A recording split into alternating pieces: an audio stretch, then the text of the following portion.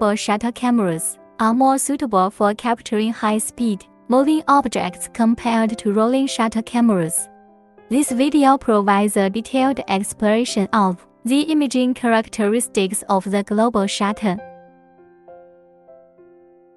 The rolling shutter is a common mechanism used in most CCTV cameras, which captures images by scanning the sensor line by line. As the sensor scans, the shutter moves across the sensor, exposing each row of pixels sequentially. This process creates a time delay between the top and bottom of the image, resulting in motion distortion and image artifacts. In contrast, global shutter cameras capture the entire image simultaneously, which eliminates motion distortion and image artifacts. The global shutter works by exposing all the pixels on the sensor at the same time, and then reading them out simultaneously. This process ensures that all parts of the image are captured at the same time, which is critical for high-speed imaging.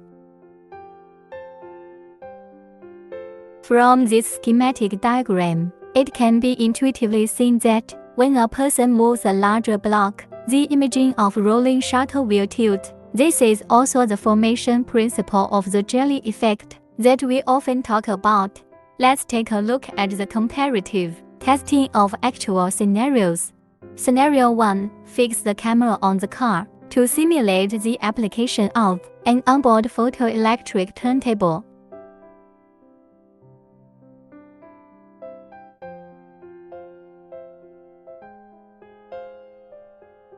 It can be seen that the object has undergone deformation.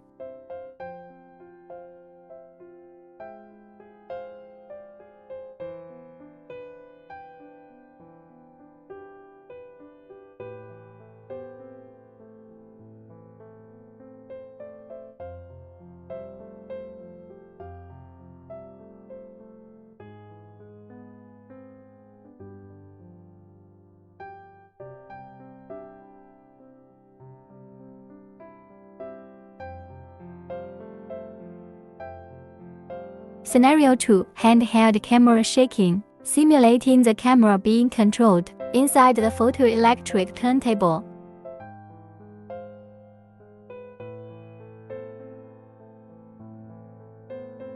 If you want to use it to observe rapidly moving objects in the military, a global shutter camera is the right choice for you.